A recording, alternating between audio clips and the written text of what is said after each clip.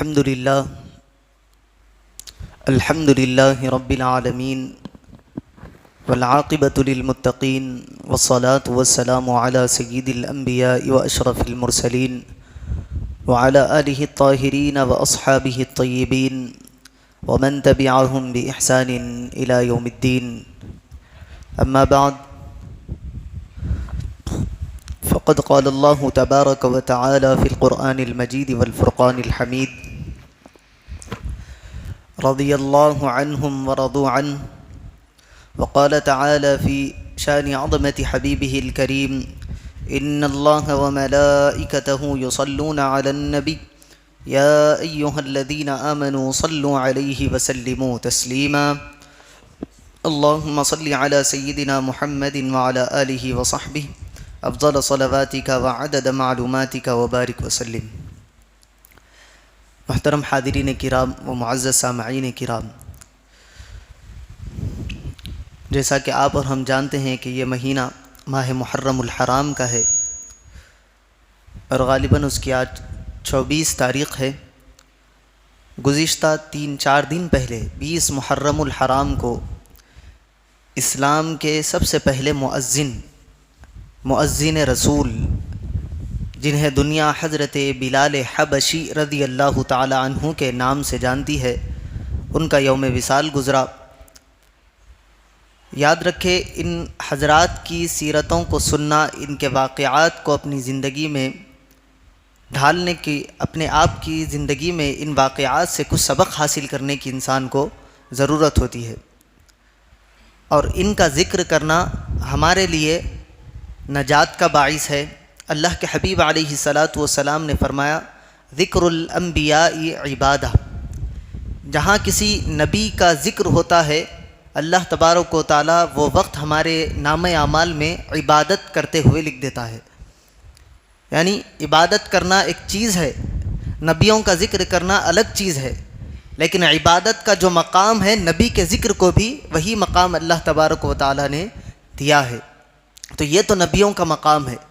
اور جہاں اللہ کے نیک اور صالح بندوں کا ذکر ہوتا ہے، صحابہ کا ہو، تابعین کا ہو، یا پھر اولیاء کرام کا ذکر ہو، ان کے بارے میں حبیب پاک علیہ الصلاۃ والسلام فرماتے ہیں: وَذِكْرُ الصَّالِحِينَ تَنزِيلُ الرَّحْمَةِ.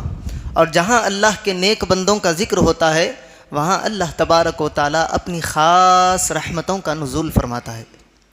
تو ان کا ذکر کرنا. اور ایک روایت میں ہے کہ وَذِكْرُ الصَّالِحِينَ كَفَّارَةُ الذُّنُوبِ. اور ان اولیاء کا، ان صالحین بندوں کا، اللہ کے نیک اور مقرب بندوں کا ذکر کرنا ہمارے گناہوں کا کفارہ ہے. یعنی جتنی دیر ہم ان کا ذکر کرتے ہیں، سنتے ہیں، ہمارے نامہ اعمال سے ہمارے گناہ رب تبارک و تعالیٰ مٹاتا چلا جاتا ہے. تو یہ ہر حال میں ہمارے لیے سعادت کی بات ہے کہ ان کے ذکر کو ہم سنیں اور اپنے گھر والوں کو بھی سنائیں، تاکہ ان کی زندگیاں جنہوں نے گزار کر ہمیں بتائی ہے، کس طرح کے ان کے احوال تھے، کس طرح کا انہوں نے رسول پاک علیہ الصلاۃ والسلام سے عشق کیا، کس طرح کا ان کا ایمان کامل تھا، یہ جب ہم سنتے ہیں تو ہمارے دلوں کو ایک اطمینان ہوتا ہے، ہمارے دلوں کے اندر ایک قوت پیدا ہوتی ہے، ہمارا ایمان بھی اور کامل ہوتا ہے. تو ان کے واقعات کو سننا اور ان کے واقعات کو سننے کے بعد ان کے واقعات سے سبق حاصل کرنا، یہ ہر انسان کے لیے سب سے اہم بات ہے. سننا سنانا کمال کی بات نہیں ہے، کتاب پڑھنا، اس کو رکھ دینا، یہ کوئی کمال والی بات نہیں ہے. کوئی کتاب لینا یا کسی سے سننا یا سنانا، اس کے بعد اس پیغام پر عمل کرنا، یہ انسان کے لیے کمال کی بات ہوتی ہے.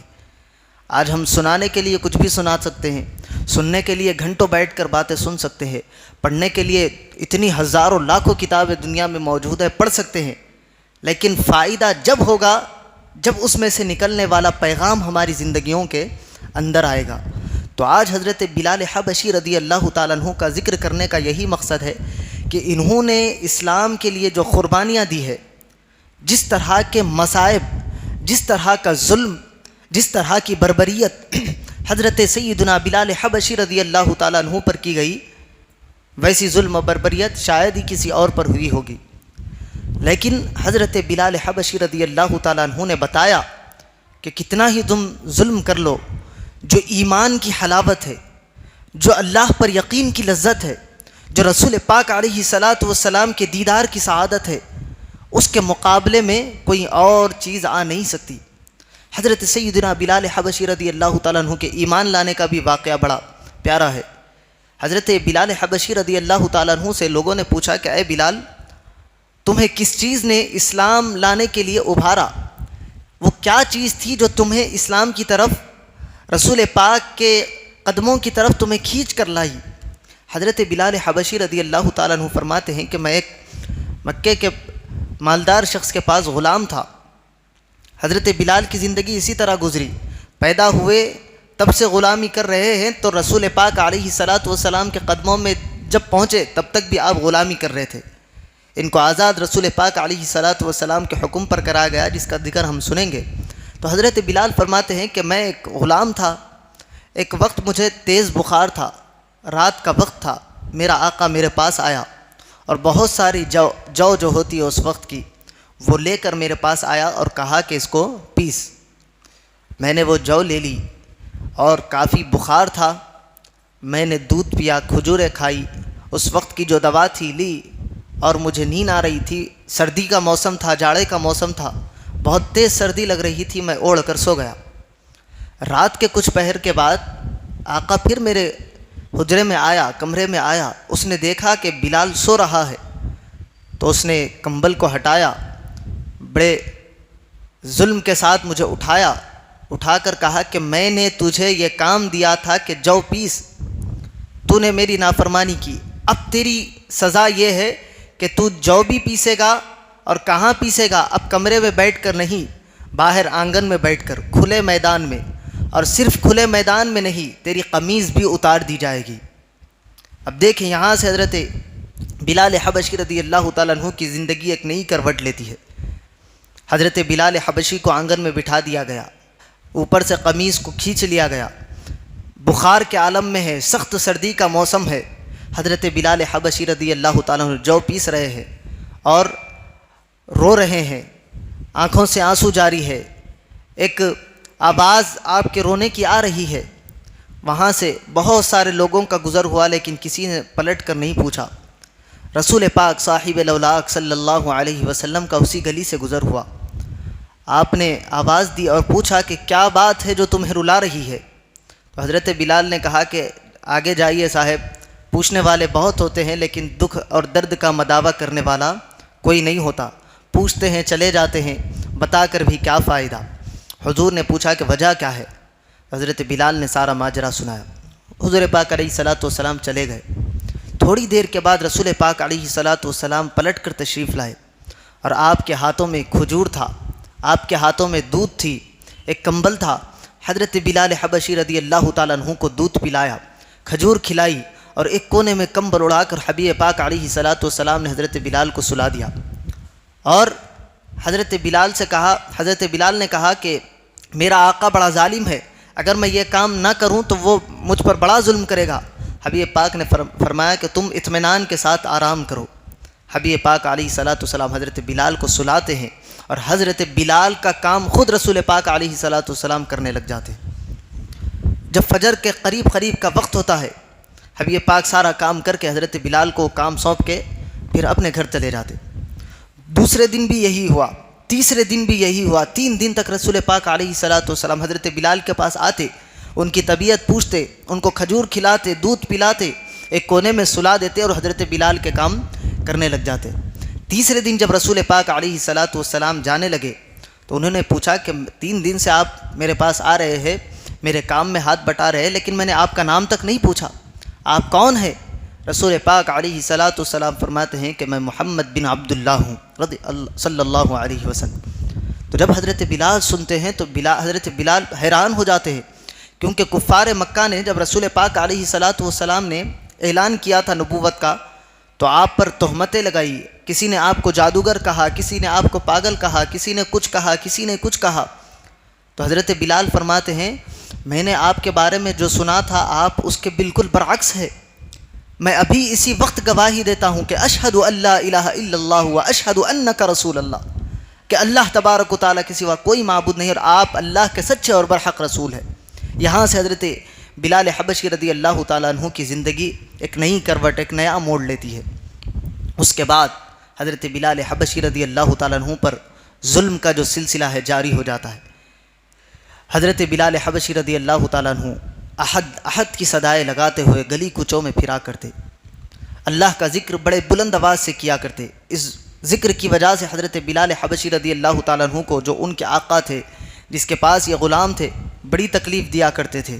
جب حضرت بلال حبشی رضی اللہ تعالیٰ عنہ ان تکلیفوں کو سہتے جاتے اور اللہ کا ذکر بلند آواز سے کیے جاتے، تو وہ جو آقا تھا، جو بڑا ظالم تھا، اب اس نے کہا کہ میرے پاس تیرا علاج نہیں ہے۔ امیہ بن خلف نامی ایک اور بہت بڑا ظالم اس وقت کا تھا، حضرت بلال حبشی کو امیہ بن خلف کے حوالے فری میں اس نے دے دیا کہ جاؤ بھائی، یہ غلام تم رکھ لو، اس کے ساتھ کیا کرنا ہے کرو، میں اس سے تنگ آ چکا ہوں، یہ نئے دین میں داخل ہو گیا ہے، میری بات مانتا نہیں ہے اور اللہ اللہ کی صدا لگاتے ہوئے گلی کوچوں میں پھرتا ہے، میرا نام بدنام کر رہا ہے۔ کیونکہ اس وقت وہ ایمان نہیں لایا تھا اور ایمان لانے والوں سے بڑی دشمنی ان کی تھی۔ اس نے کہا کہ اس سے میرا کوئی تعلق نہیں ہے، اس کو تم رکھ لو۔ اب یہ امیہ بن خلف کے پاس آئے۔ امیہ بن خلف نے بہت حضرت بلال حبشی رضی اللہ تعالیٰ عنہ پر ظلم کیا۔ روایتوں میں آتا ہے کہ آپ کو انگاروں پر لٹایا گیا، روایتوں میں آتا ہے کہ آپ کو گرم ریت پر، ریگستان کی ریت، تپتی ہوئی ریت پر آپ کو بغیر کپڑوں کے لٹا دیا جاتا اور کہتے جاتے کہ تم اس دین سے منحرف ہو جاؤ، رسول پاک کے دامن کو چھوڑ دو، لیکن حضرت بلال حبشی ان تکلیفوں کو سہتے اور اللہ اللہ کی صدا اپنی زبان پر جاری رکھتے۔ تو ان واقعات کو سنانے کا مقصد یہی ہے کہ ان واقعات سے ہم سوچے کہ آج ہمارے پاس اسلام پیٹ میں رکھ کر، ایک تھالی میں رکھ کر لا کر دے دیا گیا۔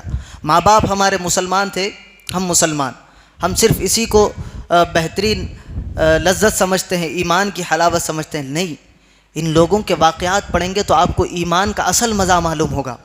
ایمان کیا ہے، ایمان کی حفاظت کتنی اہم چیز ہے۔ آج ہمارے پاس ایمان کی کوئی ویلیو نہیں ہے۔ کیوں نہیں ہے؟ کیونکہ ہم نے اس کو کمایا نہیں ہے، یہ ہمارے پاس باپ دادا کی وراثت سے چلتے چلتے ہمارے پاس آ گیا ہے، تو اس لیے ہمارے پاس اس کی کوئی ویلیو، کوئی اہمیت نہیں ہے۔ اگر ان صحابہ کرام کے واقعات پڑھیں گے آپ تو آپ کو معلوم ہوگا کہ ایمان کے اندر کتنا راز اس کے اندر ہے، ایمان کی کتنی اہمیت انسان کے زندگی میں ہوتی ہے۔ آج بڑی چھوٹی چھوٹی باتوں پر ہم اپنے ایمان سے ہاتھ دھو بیٹھتے ہیں، ہمیں پتہ بھی نہیں چلتا۔ ایسے کلمات ہماری زبان سے نکل جاتے ہیں کہ بندہ دائرہ اسلام سے خارج ہو جاتا ہے، لیکن ہمیں اس کا پتہ نہیں رہتا۔ لیکن ایمان کی حفاظت سب سے اہم چیز ہے۔ تو یہ ایمان کی حفاظت کے لیے حضرت بلال حبشی رضی اللہ تعالیٰ عنہ کو تپتی ہوئی ریت پر لٹایا گیا، انگاروں پر آپ کو لٹایا گیا۔ روایتوں میں آتا ہے کہ حضرت بلال حبشی کے ہاتھ پاؤں باندھ کر آپ کے سینے پر وزنی پتھر رکھا جاتا، پھر اوپر سے تپتی ہوئی دھوپ ہوتی، اتنے آپ پر مصائب کو ڈھایا گیا، لیکن حضرت بلال حبشی رضی اللہ تعالیٰ عنہ نے ایمان کو اپنے ہاتھ سے جانے نہیں دیا۔ ایک مرتبہ رسول پاک علیہ صلاۃ والسلام گزر رہے تھے، امیہ بن خلف حضرت بلال حبشی رضی اللہ تعالیٰ عنہ پر بڑا ظلم کر رہا تھا۔ حضرت سیدنا ابو بکر صدیق رضی اللہ تعالیٰ عنہ سے حبیب پاک علیہ صلاۃ والسلام کی ملاقات ہوئی۔ حبیب پاک نے فرمایا کہ میرے بلال پر بڑا ظلم ہو رہا ہے، اگر اللہ نے مجھے مال و دولت سے نوازا تو میں پہلا کام بلال کو آزاد کرانے کا کروں گا۔ تو حضرت سیدنا صدیق اکبر نے یہ بات سنی اور فوراً امیہ بن خلف کے پاس حضرت غالباً عبداللہ ابن عباس کا نام آتا ہے کہ ان کو بھیجایا کہ امیہ بن خلف حضرت صدیق اکبر کا بڑا دشمن تھا، کیونکہ حضرت صدیق اکبر بھی اسلام قبول کر چکے تھے، سابقون الاولون، سب سے پہلے ایمان لانے والوں میں آپ شامل ہے۔ تو حضرت عبداللہ ابن عباس ابھی ایمان نہیں لائے تھے، تو حضرت عبداللہ ابن عباس سے حضرت سیدنا صدیق اکبر نے کہا کہ جاؤ امیہ بن خلف سے بات کرو کہ بلال کو آزاد کر دے، اس کے بدلے میں، اس کے عوض میں جو چاہتا ہے وہ لے لے۔ تو حضرت عبداللہ ابن عباس گئے، بات کیے تو وہ بڑا دام لگانے لگا۔ تو حضرت سیدنا صدیق اکبر نے کہا کہ چلو میں خود چل کر اس سے بات کرتا ہوں۔ جب حضرت سیدنا صدیق اکبر امیہ بن خلف کے پاس آئے تو وہ اس وقت غلام کی قیمت 40 یا 50 دینار کی تھی، اس وقت کے جو 50 روپیے تھے وہاں کے، اتنی قیمت کے تھے۔ لیکن جب سیدنا صدیق اکبر آئے تو اس نے اپنا رنگ بدل لیا اور سمجھ گیا کہ یہ بلال کو آزاد اسی لیے کرا رہے ہیں کہ یہ اسلام لا چکا ہے۔ اب اس نے کہا کہ میں بلال کو آزاد تو کروں گا، لیکن اے صدیق اکبر آپ خرید رہے ہیں تو اس کی قیمت 2000 روپے ہوگی. اس وقت کے 2000 دینار یا درہم جو بھی تھے 2000 ہوگی. اور اس بلال کے بدلے میں ایک رومی غلام لوں گا جو حضرت سیدنا صدیق اکبر کے پاس تھا, بڑا خوبصورت تھا, پڑھا لکھا تھا. امیہ بن خلف نے کہا کہ میں اس کے بدلے 2000 دینار بھی لوں گا, وہ ایک رومی غلام بھی لوں گا, اور تمہاری طرف سے میں 2 لونڈیوں کو بھی تمہاری طرف سے لوں گا. یعنی اس کے بدلے میں بلال رضی اللہ تعالیٰ عنہ کے بدلے میں 4 چیزیں اس نے مانگی, 2 لونڈیاں, ایک رومی غلام جو پڑھا لکھا تھا, اور 2000 دینار. اور حضرت بلال حبشی نہ پڑھے لکھے تھے, نہ ان کا جسم ایسا تھا کہ وہ کوئی کام کر سکتے تھے, بڑے لاغر, روایتوں میں آتا ہے کہ بڑا لاغر آپ کا جسم تھا, اور نہ رنگ آپ کا ایسا تھا کہ خوبصورت آپ تھے. لیکن خوبصورتی کا عالم رسول پاک علیہ الصلاۃ والسلام کی جب نگاہوں میں آئے تو ان کی خوبصورتی اچھوں کی خوبصورتی سے زیادہ ہو گئی. یہ مقام حبیب پاک علیہ الصلاۃ والسلام نے حضرت بلال کو دیا تھا. تو حضرت سیدنا صدیق اکبر نے اس کو قبول کیا کہ میں تجھے 2000 بھی دوں گا, ایک رومی غلام بھی دوں گا, 2 لونڈیاں بھی دوں گا. تو وہاں پر کھڑے لوگوں نے کہا کہ اے صدیق اکبر, ہم آپ کو جانتے ہیں کہ آپ بڑی اچھی تجارت کرتے ہیں, لیکن آج آپ ایک گھاٹے کا سودا کر رہے ہیں. ایک پڑھے لکھے غلام کے بدلے ایک ان پڑھ غلام کو خرید رہے ہیں, ایک خوبصورت غلام کے بدلے ایک کالے غلام کو خرید رہے ہیں, ایک اچھے تازے غلام کے بدلے آپ ایک لاغر غلام کو خرید رہے ہیں. تو حضرت سیدنا صدیق اکبر فرماتے ہیں کہ میں میرے لیے یہ غلام کو نہیں خرید رہا ہوں, اس کا مقام رسول پاک علیہ الصلاۃ والسلام کی نظر میں بڑا ہے, اور میں اس کو لے جا کر رسول پاک کی بارگاہ میں پیش کرنے والا ہوں. تو سیدنا صدیق اکبر حضرت بلال کو آزاد کراتے ہیں, گھر لاتے ہیں. بڑی لاغر ان کی حالت, جسم پر بڑے گھاؤ تھے کیونکہ بڑا ظلم ان پر کیا جا رہا تھا. حضرت سیدنا صدیق اکبر سے حضرت بلال کہتے ہیں کہ چلو آقا کے پاس جاتے ہیں. حضرت سیدنا صدیق اکبر فرماتے ہیں کہ آقا تیرے فراق میں رو رہے تھے, آقا نے تجھ پر ظلم ہوتے ہوئے دیکھا تو رسول پاک میرے سامنے رو رہے تھے, اب میں تجھے اس حالت میں لے جاؤں گا تو رسول پاک اور روئیں گے. نہیں, رک جاؤ, میں تمہاری حالت کو بدلتا ہوں. حضرت سیدنا صدیق اکبر حضرت بلال کو اپنے گھر میں لاتے ہیں, نئے کپڑے پہناتے ہیں, ان کے زخموں پر مرہم پٹی کرتے ہیں, ان کے بالوں میں تیل لگاتے ہیں, داڑھی میں تیل لگا کر ان کو تیار کرتے ہیں. اس کے بعد رسول پاک علیہ الصلاۃ والسلام کی بارگاہ میں لے جاتے ہیں, اور لے جا کر فرماتے ہیں یا رسول اللہ, بلال کو میں آزاد کرا کر لایا ہوں. اور قربان جائے حضرت سیدنا ابو بکر صدیق کے عشق پر, ان کی کیفیتوں پر, حبیب پاک علیہ الصلاۃ والسلام فرماتے ہیں کہ اے صدیق, میں نے چاہا تھا کہ میں اپنے مال سے بلال کو آزاد کروں. حضرت سیدنا صدیق اکبر فرماتے ہیں یا رسول اللہ, یہ بلال بھی آپ کا غلام ہے, یہ صدیق اکبر بھی آپ کا غلام ہے, اور یہ صدیق کا جو مال ہے صدیق کا مال نہیں, یہ سب آپ کے قدموں کی خیرات ہے, یہ مال بھی تو آپ کا ہے. در حقیقت میں نے غلام کو آزاد نہیں کروایا, بلکہ آپ کے غلام نے غلام کو آزاد کروایا ہے. ہم دونوں کو آپ قبول فرمائے.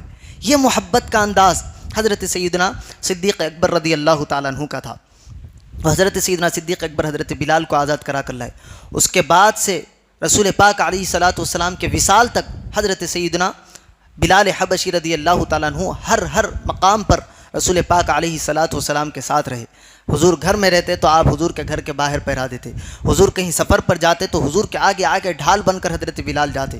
حضور سے پہلے حضور پاک علیہ الصلاۃ والسلام نے ان کو کہا کہ آپ مکہ مدینہ منورہ کی طرف ہجرت کر جائے, چند دنوں میں وہاں پر آنے والا ہوں. ہجرت سے پہلے حضرت بلال کو بھیج دیا. حضرت بلال جانے کے لیے تیار نہیں تھے, لیکن رسول پاک نے کہا کہ میں آ رہا ہوں اور تمہیں اس قافلے کا سالار بنا رہا ہوں, جس میں 16-17 لوگ تھے.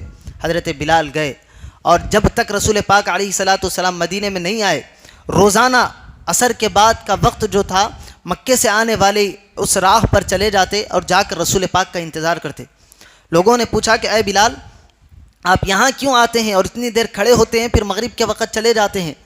تو حضرت بلال نے کہا کہ میں جب مکے سے نکلا تھا تو رسول پاک علیہ الصلاۃ والسلام نے کہا تھا کہ اے بلال, میں مدینے آؤں گا اور اس وقت جو وقت ہوگا وہ عصر کے بعد کا وقت ہوگا, تو میں روز یہاں آ کر آقا کا انتظار کرتا ہوں کہ جب بھی میرے آقا آئے میں ان کے چہرے کا دیدار کروں اور ان کا استقبال کروں. تو ایسی محبت حضرت سیدنا بلال حبشی رضی اللہ تعالیٰ عنہ کیا کرتے تھے. اس کے بعد حضرت سیدنا بلال حبشی رضی اللہ تعالیٰ عنہ مسجد نبوی میں سب سے پہلے اذان دینے والی شخصیت حضرت سیدنا بلال حبشی رضی اللہ تعالیٰ عنہ. یہ کلمات حضرت سیدنا عبداللہ ابن مکتوم جو نابینا صحابی تھے اور حضرت بلال کے قائم مقام تھے, کبھی اگر حضرت بلال نہیں ہوتے تو آپ کو اذان دینے کا موقع ملتا۔ دوسرے مؤذن سمجھیے مسجد نبوی کے، یہ نابینا تھے، ان کو اور حضرت سیدنا عمر فاروق رضی اللہ تعالیٰ عنہ کو اللہ کی طرف سے یہ اذان کے کلمات جو آج ہم سنتے ہیں یہ سکھائے گئے۔ پہلے اذان دینے کا اس طرح کا طریقہ نہیں تھا۔ لوگوں سے مشورے کے بعد جب رسول پاک علیہ الصلاۃ والسلام نے مشورہ کیا، صحیح رائے نہیں نکل رہی تھی، اس دن حضرت سیدنا عمر فاروق رضی اللہ تعالیٰ عنہ کے خواب میں اللہ تبارک و تعالیٰ نے یہ کلمات کو القاء کیا، اور حبیب پاک کے بارگاہ میں حضرت عمر آ کر سنانے لگے کہ ایسا ایسا خواب آیا ہے، اور حضرت عبداللہ ابن مکتوم بھی آ کر کہے تو رسول پاک نے کہا کہ ہاں یہ اللہ کی طرف سے پیغام ہے کہ اس طرح اذان کہی جائے۔ تو سب سے پہلے اذان دینے والے حضرت سیدنا بلال حبشی رضی اللہ تعالیٰ عنہ، اور پوری زندگی میں 2 مرتبہ ایسا ہوا کہ حضرت بلال حبشی نے اذان نہیں دی۔ حبیب پاک علیہ الصلاۃ والسلام کے ہوتے ہوئے حضرت بلال 2 مرتبہ اذان دینے سے چک گئے، باقی ہر مرتبہ حضرت بلال حبشی رضی اللہ تعالیٰ عنہ نے اپنی زندگی میں اذان کہی۔ اس کے بعد فتح مکہ کا موقع آیا، مدینہ منورہ میں آ گئے تھے، اس کے بعد مکے کی طرف گئے، مکہ فتح ہوا، تو سب سے پہلے مکۃ المکرمہ کی چھت پر چڑھ کر یہ اعزاز بھی اگر کسی کو حاصل ہوا تو سیدنا بلال حبشی رضی اللہ تعالیٰ عنہ کو۔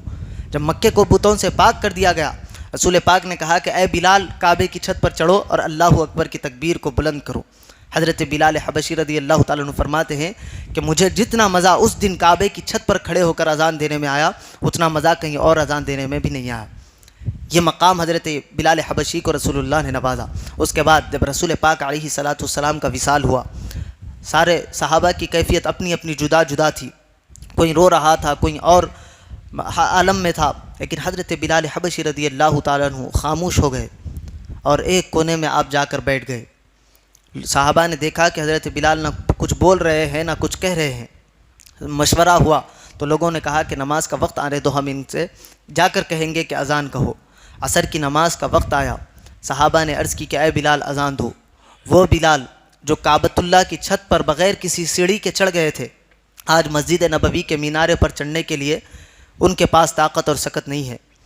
2 صحابہ کرام نے آپ کو ہاتھ دے کر سہارا دے کر مسجد نبوی کی مینار پر چڑھایا، لیکن حضرت سیدنا بلال حبشی رضی اللہ تعالیٰ عنہ پر وہ کیفیت طاری تھی کہ آپ کی زبان سے آواز نہیں نکل رہی تھی۔ آپ نے بڑی مشکل کے ساتھ اللہ اکبر اور اشہد ان لا الہ الا اللہ یہاں تک آپ پہنچے اور بے ہوش ہو کر مینار سے نیچے گر گئے۔ جب ہوش میں آیا تو حضرت سیدنا صدیق اکبر سے کہنے لگے کہ آئندہ مجھے اذان دینے کے لیے نہ کہے، اگر آپ لوگ زبردستی کریں گے تو میں اس وطن کو چھوڑ کر چلا جاؤں گا۔ ایسے ہی ہوا۔ حضرت سیدنا صدیق اکبر کے دور کے بعد جب تک آپ رہے، حضرت سیدنا صدیق اکبر کے دور خلافت میں 2-2.5 سال کا جو عرصہ تھا اس میں آپ مدینے میں رہے۔ آپ پہلے ہی ہجرت کر کے جانے والے تھے، لیکن سیدنا صدیق اکبر نے کہا کہ میں رسول اللہ صلی اللہ علیہ وسلم کے ساتھ تمہیں دیکھا کرتا تھا تو مجھے قرار آیا کرتا تھا۔ رسول پاک علیہ الصلاۃ والسلام تو اس دنیا سے چلے گئے ہیں، لیکن تم تو یہاں پر کھڑے ہو جاؤ، میرے ساتھ رہو۔ تو آپ کی بات سنتے ہوئے حضرت سیدنا صدیق اکبر کے پاس آپ رہے، لیکن جب سیدنا صدیق اکبر کا وصال ہوا، حضرت بلال ملک شام کی طرف ہجرت کر کے چلے گئے۔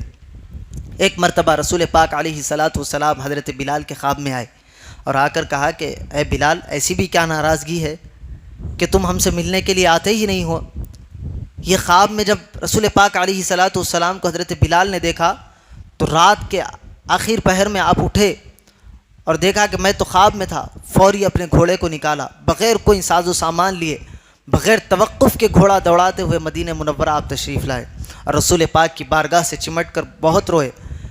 وہاں پر لوگوں کے درمیان میں یہ بات معلوم ہو گئی کہ سیدنا بلال حبشی رضی اللہ تعالیٰ عنہ جو شام میں چلے گئے تھے مدینہ منورہ میں آئے ہیں۔ سارے صحابہ کرام حضرت بلال سے ملنے کے لیے آ گئے۔ اب صحابہ کرام کو وہ دور نبوی یاد آنے لگا جس وقت رسول پاک علیہ الصلاۃ والسلام مسجد نبوی میں ہوتے اور حضرت سیدنا بلال حبشی اذان کہتے۔ صحابہ عرض کرنے لگے کہ اے بلال آپ اذان دیجئے۔ اس وقت کے خلیفہ حضرت سیدنا عمر بن خطاب رضی اللہ تعالیٰ عنہ کہتے ہیں کہ اے بلال اذان دو۔ حضرت بلال کہتے ہیں کہ میری وہ سکت نہیں ہے کہ میں اب اذان کہہ سکوں۔ میں جب اذان دیتا تھا تو سامنے رسول اللہ کا چہرہ ہوتا تھا، میں اس چہرے کو دیکھ کر اذان دیا کرتا تھا۔ حضرت سیدنا بلال اب اذان دینے کے لیے تیار نہیں ہے۔ لوگوں نے کہا کہ 2 ایسی شخصیات اب موجود ہیں جن کی بات حضرت بلال حبشی نہیں ٹالیں گے۔ وہ کون تھے؟ حضرت سیدنا امام حسن، حضرت سیدنا امام حسین رضی اللہ تعالیٰ عنہما۔ چھوٹے چھوٹے ننھے ننھے شہزادے تھے۔ صحابہ نے جا کر عرض کی کہ بلال آئے ہیں، آپ کے نانا کے مؤذن ہیں، آپ ان سے کہے تو وہ آپ کی بات کو نہیں ٹالیں گے۔ تو حضرت امام حسن اور حضرت امام حسین آ کر حضرت بلال حبشی سے کہتے ہیں، اے مؤذن رسول، آپ نانا کے دور میں اذان دیا کرتے تھے، وہی اذان آج سننے کو جی چاہتا ہے، ایک مرتبہ اذان کہی۔ ان کی بات کو نہ ٹالتے ہوئے حضرت سیدنا بلال حبشی منبر پر کھڑے ہوتے ہیں اذان دینے کے لیے، اللہ اکبر اللہ اکبر، اشہد ان لا الہ الا اللہ، اشہد ان محمد الرسول اللہ آپ کی زبان سے جاری ہوتا ہے۔ حضرت بلال کی عادت تھی کہ جب بھی رسول اللہ کا نام لیتے تو رسول اللہ کے چہرے کی زیارت کرتے۔ آپ نے پلٹ کر دیکھا تو رسول پاک علیہ الصلاۃ والسلام نظر نہیں آئے، وہی غشی کے عالم میں آپ پھر سے گر گئے۔ اس کے بعد آپ مدینہ منورہ کو چھوڑ کر گئے تو کبھی واپس مدینہ کی طرف پلٹ کر نہیں آئے۔ اس طرح اور جب حضرت بلال حبشی رضی اللہ تعالیٰ عنہ اذان دینے کے لیے منبر پر چڑھے، جیسے ہی اللہ اکبر کہے، جتنے صحابہ میدان میں مسجد نبوی میں تھے وہ تو تھے، جن کو پتہ نہیں تھا کہ بلال آئے ہیں، جو گھروں میں تھے وہ اپنے اپنے گھروں سے نکل کر حضرت بلال کو دیکھنے کے لیے آ گئے۔ گھروں سے خواتین پردوں سے جھانکنے لگی کہ مؤذن رسول آئے ہیں۔ بچے کہنے لگے کہ ماں، آج مؤذن رسول بلال اذان کہہ رہے ہیں، کیا رسول اللہ بھی آج نماز پڑھانے کے لیے آ رہے ہیں؟ ایسی کیفیات صحابہ کرام کے اور ان کے بچوں کی تھی۔ سب کے سب نکل کر حضرت بلال حبشی رضی اللہ تعالیٰ عنہ کے پاس آئے ان سے ملاقات کرنے کے لیے، لیکن حضرت بلال حبشی بے ہوش تھے۔ جب ہوش میں آئے، آپ نے رسول پاک علیہ الصلاۃ والسلام کے قبر انور کی زیارت کی اور واپس حبشہ کی طرف چلے گئے۔ تو پھر حبشہ سے پلٹ کر، ملک شام سے پلٹ کر کبھی آپ مدینہ منورہ میں نہیں آئے، وہیں پر آپ کا وصال ہوا، وہیں پر آپ کی مزار مبارک ہے۔ تو ان واقعات کو سنانے کا، جس طرح میں نے کہا کہ ان واقعات سے ہمارا ایمان تازہ ہوتا ہے، ایمان مضبوط ہوتا ہے۔ ایمان کو ہم آج سب سے کم تر چیز سمجھتے ہیں، کیونکہ یہ ہمارے پاس باپ دادا کی وراثت میں آ گئی، ہمارے پاس اس کی کوئی ویلیو نہیں ہے۔ ایمان کی اہمیت کو پہچانیں اور اپنے بچوں کو دین کی تعلیم کی طرف رغبت دلائے، خود بھی دین کی تعلیم حاصل کرے، اپنے بچوں کو بھی دین کی طرف لائے، کیونکہ آج کل لبرل طبقہ، بے دینیت والا، دہریت والا طبقہ بڑے عروج کے ساتھ آگے بڑھ رہا ہے، ان کی تعداد بڑھ رہی ہے۔ یہ کون ہے؟ نہ یہ اللہ کو مانتے ہیں، نہ یہ رسولوں کو مانتے ہیں، یہ صرف دنیا کو مانتے ہیں، دنیا پر چلنا چاہتے ہیں۔ یہ طبقہ ہمارے کالجوں کی طرف آ رہا ہے، ہمارے مسلمان ذہنوں کو خراب کر رہا ہے۔ کیوں خراب ہو رہے ہیں ہمارے مسلمان ذہن؟ کیونکہ ہم نے ان کی تربیت نہیں کی۔ ہم نے جو بچپن میں ماحول پایا، یاد رکھے باپ جو ہوتا ہے گھر کی سب سے اہم کڑی ہوتی ہے۔ میں آج یہاں پر بیٹھا ہوں تو یہ میرے والد محترم کی محنتوں کا نتیجہ ہے۔ میں نے مدرسے میں تعلیم حاصل کی، لیکن دوسرا درجہ میں اپنے اساتذہ کو دیتا ہوں، پہلا درجہ میرے والد کا ہے، کیونکہ میں مدرسے میں جانے سے قبل ہی والد محترم کے پاس میں نے پڑھنے کا آغاز کر دیا تھا۔ آج میں یہ جو بول رہا ہوں یہ میرے والد محترم کا نتیجہ ہے۔ آج میں یہاں ٹھہر کر مصلی پر امامت کرتا ہوں، یہ میرے والد محترم کی محنتیں ہیں اس کے پیچھے۔ تو باپ کا جو اہم کردار ہوتا ہے بیٹے کی زندگی میں، باپ ڈیسائیڈ کرتا ہے کہ بچے کو جنت کی طرف لے جانا ہے، بچے کو دوزخ کی طرف۔ یاد رکھیں، ہم پیدا کر رہے ہیں، کھلا رہے ہیں، پلا رہے ہیں، اچھی تعلیم دے رہے ہیں، یہ ایک اہم چیز، ایک دوسری چیز ہے، لیکن سب سے پہلی چیز یہ ہے کہ بچے کا ایمان سلامت ہو۔ آپ پڑھائے لکھائے کھلائے، اس کا دوسرا پہلو ہے، لیکن آپ کے بچے کا ایمان سلامت نہیں ہوگا، یا بچہ آپ کی تربیت کی وجہ سے گناہوں کی طرف جائے گا تو اس کا خامیازہ کل آپ کو بھی بھگتنا پڑے گا۔ آپ سمجھ رہے ہیں کہ میں نمازیں پڑھ لوں گا، میں نمازوں کا پابند ہو جاؤں گا، میں ذکر و اذکار کر لوں گا، اللہ کی بارگاہ میں بخشا جاؤں گا، نہیں، کل آپ کو ان کا بھی حساب دینا ہوگا۔ تو آج ضرورت ہے ہماری آنے والی نسلوں کو تیار کرے، ان کو مسجدوں سے جوڑے، نمازوں کی پابندی کرائے، دینی تعلیم کی طرف ان کو لے کر آئے، بتائے کہ اللہ کا کیا پیغام ہے، رسول اللہ کا کیا پیغام ہے۔ ان صحابہ کرام کی ہستیوں نے جو واقعات، جو اپنا جذبہ رسول پاک علیہ الصلاۃ والسلام کی بارگاہ میں پیش کیا ہے، جو اپنی قربانیاں رسول پاک علیہ الصلاۃ والسلام کے سامنے پیش کی ہے، ان کو بتائے تاکہ ان کا ایمان مضبوط ہو، ان کو اللہ اور رسول سے محبت ہو، اور اس محبت میں وہ فنا فی اللہ کے درجے کو پالے۔ یہ معمولی مقام نہیں ہے۔ آج ہمیں غور کرنے کی ضرورت ہے کہ ہم کہاں جا رہے ہیں، ہمارا خاندان کہاں جا رہا ہے۔ یہ بڑا دل کے کبھی خون کے آنسو ہوتا ہے جب ہم ماحول دیکھتے ہیں سوشل میڈیا کے ذریعے کہ ہماری قوم کدھر جا رہی ہے۔ ہماری قوم ناچ گانوں کی طرف جا رہی ہے، ہماری قوم ڈانس کی طرف جا رہی ہے، ہماری قوم باجے کی طرف جا رہی ہے، ہماری قوم رسول پاک علیہ الصلاۃ والسلام کے پیغام کی طرف آنا نہیں چاہتی، ہماری قوم اللہ کے بتائے ہوئے فرمان کے مطابق چلنا نہیں چاہتی۔ اس کا نتیجہ کیا نکلتا ہے کہ ہماری قوم آگے چل کر یہ قوم نہیں بلکہ ایک نامرد قوم بننے والی ہے. ان کا اسلام سے کوئی لینا دینا ہونے والا نہیں ہے. جس طرح ہمارے دور میں، ہمارے بچپن میں ہم دیکھتے تھے کہ مسجدوں میں آج سے زیادہ لوگ ہوا کرتے تھے، لیکن وہ تعداد کم ہوتے جا رہی ہے، اور آنے والی دور میں ایسا لگتا ہے کہ پکڑ کر بھی اگر کسی کو مسجد میں لایا جائے گا تو لوگ آنے کے لیے تیار نہیں ہوں گے. یہ ماحول ہم خود بنا رہے ہیں، کیونکہ ہم خود مسجدوں سے دور ہے، ہم اپنی اولادوں کو بھی مسجدوں سے دور کر رہے ہیں. آج ضرورت ہے کہ ہم خود مسجدوں کی طرف آئے، اپنی اولاد کو بھی مسجدوں کی طرف لائے اور اسلامی ماحول انہیں دینے کی کوشش کرے. اللہ تبارک و تعالیٰ سے دعا ہے کہنے اور سننے سے زیادہ اعمال صالحہ کی توفیق عطا فرمائے. ہمیں اور ہمارے گھر والوں کو 5 وقتہ نمازی، متقی اور پرہیزگار بنائے. وصلی اللہ تعالیٰ وسلم علی خیر خلقہ سیدنا محمد وعلی آلہ واصحابہ اجمعین والحمد للہ رب